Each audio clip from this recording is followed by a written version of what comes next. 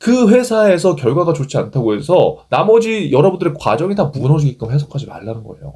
그러니까 대학생이든 뭐 취준생이든 아니면 뭐 직장인이든 아니면 은퇴를 준비하시는 분들이건 면접이라는 건 사실 인생에서 이게 빠질 수가 없거든요. 그러니까 우리는 계속 평가를 받아야 돼요.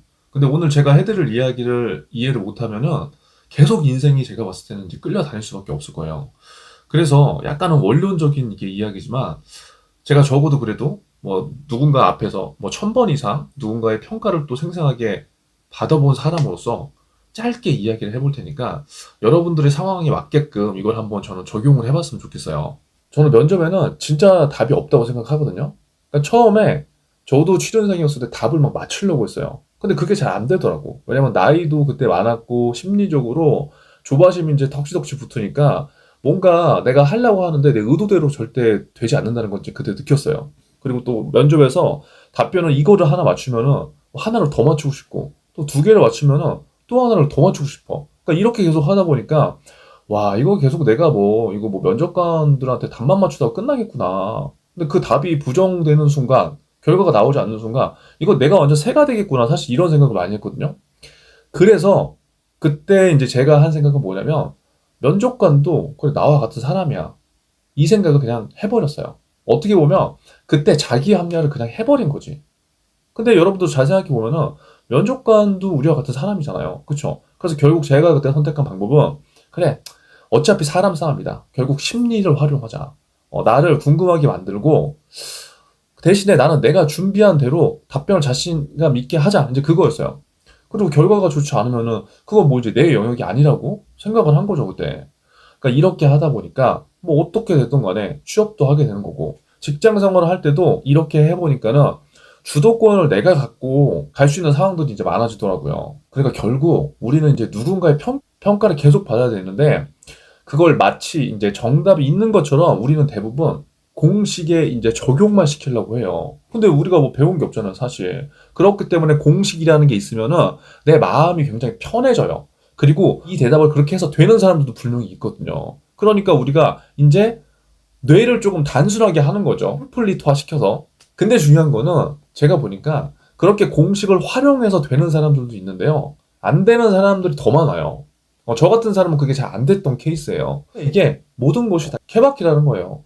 그러니까 면접은 대학교 면접 볼 때 본다고 끝나는 것도 아니고 취업 면접 볼 때 끝나는 것도 아니고 그렇죠. 직장에 가서도 매일 이제 고객들을 만나는 게 면접의 상황인 거예요. 그리고 만약에 내가 뭐 강사가 됐어. 그러면 말을 맨날 하는 게 그게 면접인 거고요. 또 내가 만약에 은퇴 준비를 하게 됐어. 그러면 그때는 내 사업에 투자를 해달라고 하는 그 모든 상황들이 이제 제가 봤을 때는 면접이라는 거죠. 그럼 여러분 이제 한번 생각을 해보세요. 인생이 계속해서 면접인데, 그걸 그때마다, 그 수많은 사람들의 의도와 생각을 내가 막 다 파악하고 상대방에게만 맞춰야 될까요? 물론 누군가는 이게 정답이라고 이야기할 수 있어요. 그런데 적어도 저는 그렇게 생각하지 않고 저는 그냥 반대의 삶을 선택해서 지금 여기까지 온 거예요. 그래서 제가 지금 여러분 뭐 면접 중 대장 채널이라든가 생존 취업 채널에서도 이야기하는 건 면접 중 대장, 네가 대장이 되라 이제 이 뜻이거든요. 그러니까 주도권을 상대방한테 넘겨주는 순간이 되잖아요.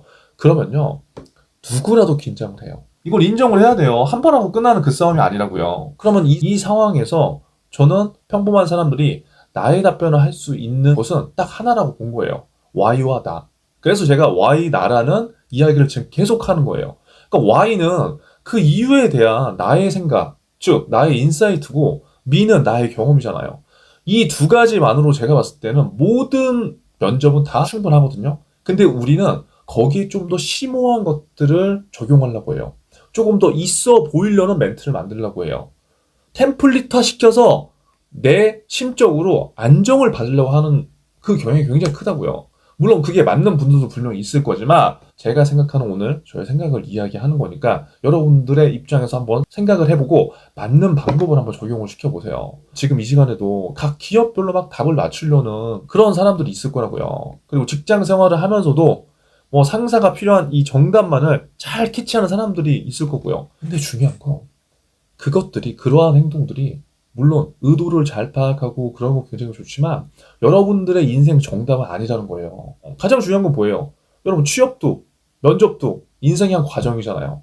여러분들만의 나의 정답을 찾는 게 가장 중요한 거예요. 그러니까 지금 과정에서 실패가 난 친구들이 분명히 있을 건데 그 실패를 모두 실패로 생각할 필요가 없어요. 여러분들하고 맞는 결의 회사와 사람들이요 분명히 있을 거예요.